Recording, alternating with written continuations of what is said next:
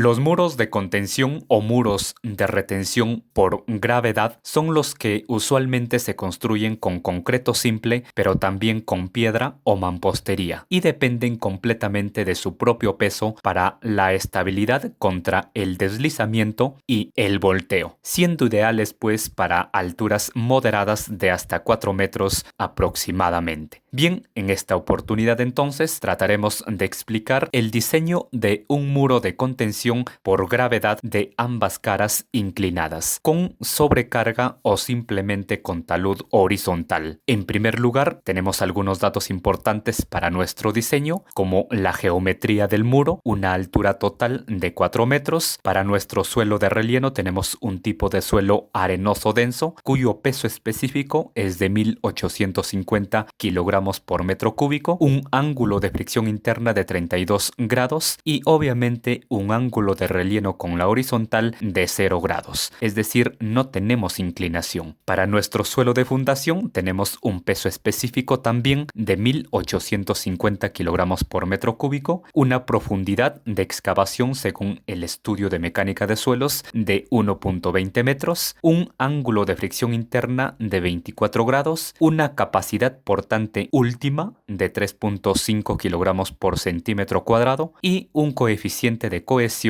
de 0.30 kilogramos por centímetro cuadrado. Como materiales del muro vamos a considerar un F'C de 175 kilogramos por centímetro cuadrado, es decir, vamos a utilizar concreto simple, cuyo peso específico es de 2.300 kilogramos por metro cúbico. Y por último tenemos una sobrecarga de 200 kilogramos por metro cuadrado. Si en caso no tenemos ninguna sobrecarga, simplemente colocamos 0 y continuamos. En segundo lugar, tenemos el desarrollo de nuestro diseño. Paso 1. Predimensionamiento del muro de contención. Al diseñar un muro de contención, pues se deben suponer algunas de sus dimensiones en base a ciertos criterios o bibliografías. Partimos de nuestro dato de H. Tenemos una altura total del muro de 4 metros. Para la corona se sugiere que debe ser mayor o igual a 0.30 metros. Proponemos en este caso un valor de 0.40 metros para T1, que viene a ser la corona. El ancho B debe ser un valor comprendido entre 0.50 H a 0.70 H, es decir, para este caso un valor entre 2 metros a 2.80 metros. Consideramos un ancho B igual a 2.50 metros. El peralte HZ debe ser un valor comprendido entre 0.12 H a 0.17 H, es decir, para este caso un valor entre 0.48 metros a 0.68 metros. Consideramos un peralte HZ igual a 0.60 metros. La punta P debe ser también un valor comprendido entre 0.12 H a 0.17 H, es decir, similar al del peralte. Consideramos también un valor para la punta igual a 0.60 metros. La garganta del muro, en este caso, al tener dos caras inclinadas, estará pues conformada por x1, por t1 y por x2. Para definir el valor de x1 se debe cumplir que el talud mínimo de la cara externa del muro tenga una relación de 0.02 a 1, es decir, por cada unidad de medida vertical se avanza 0.02 unidades horizontalmente. En este caso daremos un valor para x1 igual a 0.20 metros, lo que nos da un talud de 0.059 a 1 y un ángulo de 86.63 grados. Es un talud, como se puede observar, mayor al mínimo. Y para x2 vamos a considerar un valor mucho más grande, por ejemplo, igual a 1 metro. Tenemos entonces una garganta T2 igual a 1.60 metros, lo que nos da por defecto pues un valor para el talón igual a 0.30 metros, restando obviamente B menos P y menos T2. Y de esa manera quedarían definidas todas las dimensiones de nuestro muro de contención. Veremos en los siguientes pasos si cumplimos con cada una de las verificaciones. Caso contrario, pues iremos modificando estas dimensiones hasta cumplir. Paso 2. Cálculo de fuerzas y momentos. Calculamos previamente la altura equivalente de la sobrecarga, HS, simplemente dividiendo el valor de la sobrecarga entre el peso específico del suelo de relleno. Tenemos un valor para HS igual a 0.11 metros. Es importante indicar también, aunque no influye mucho, si la sobrecarga actúa sobre la corona o no. En este caso vamos a decir que no. Y ahora sí, en el paso 2.1 tenemos ya el cálculo de fuerzas verticales y momentos. Como se puede observar, tenemos un total de 8 zonas. Por ende, tendremos también 8 fuerzas verticales. Las zonas 1, 2, 3 y 4 corresponden al muro de contención y las zonas 5, 6, 7 y 8 corresponden al suelo de relleno. Calculamos el peso que origina cada una de estas zonas multiplicando su área por un metro lineal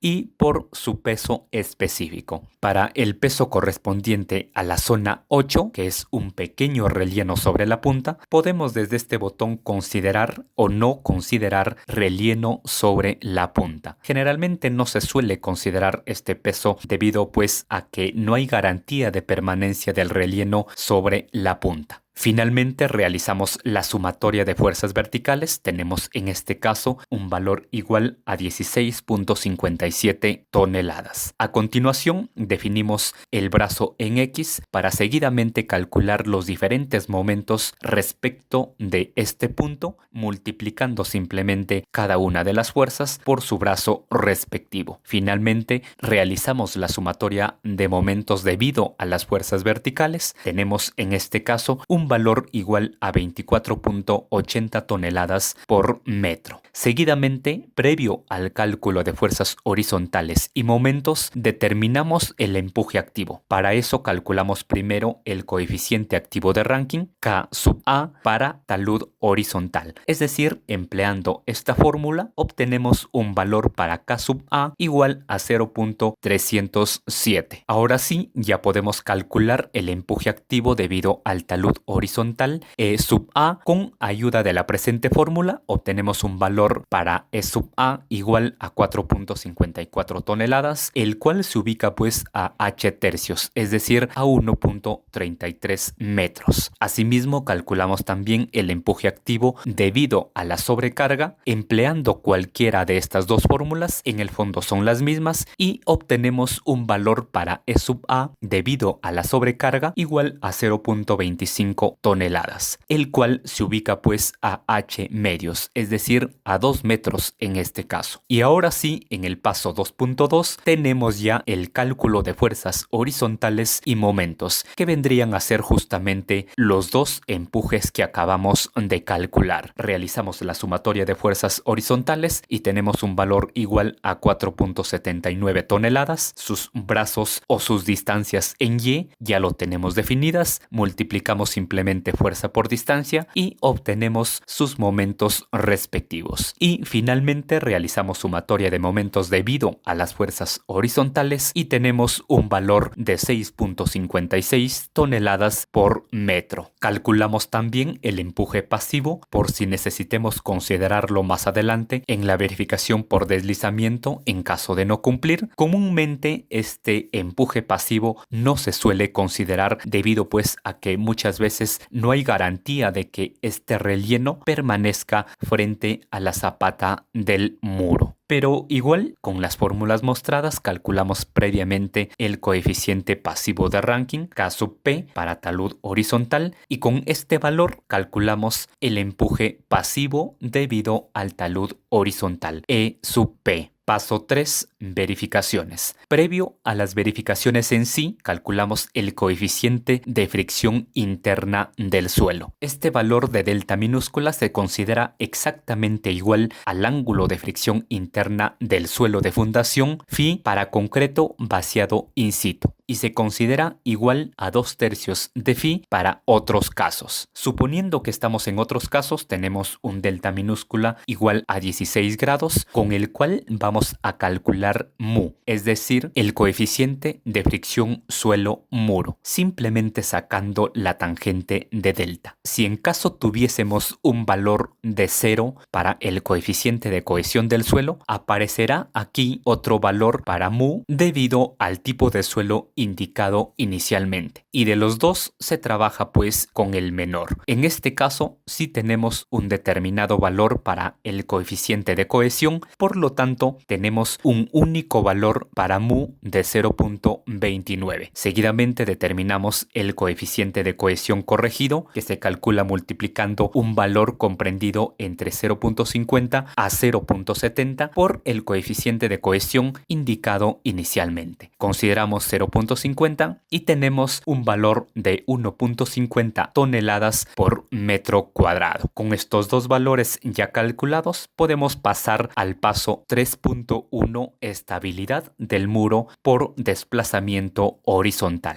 Calculamos la fuerza de rozamiento con la fórmula mostrada y a este valor lo dividimos entre la sumatoria de fuerzas horizontales y tenemos un valor igual a 1.77, que como se puede observar es mayor al factor de seguridad de 1.50 que se requiere generalmente para deslizamiento. Por lo tanto, cumplimos satisfactoriamente esta primera verificación. No será necesario entonces considerar el empuje pasivo. ¿Qué pasa si consideramos el empuje pasivo? Vemos que este valor de la división aumenta. Esa sería una primera acción en caso de no cumplir con esta verificación. O en todo caso, si no queremos considerar el empuje pasivo, podemos también aumentar la dimensión de la base y verificar de nuevo hasta cumplir. Pasamos al paso 3.2, estabilidad del muro frente al volteo. Dividimos simplemente la sumatoria de momentos debido a las fuerzas verticales entre la sumatoria de momentos debido a las fuerzas horizontales y tenemos un valor igual a 3.78, que como se puede observar es mayor al factor de seguridad de 1.75 que se requiere generalmente para volteo. Por lo tanto, cumplimos satisfactoriamente esta segunda verificación.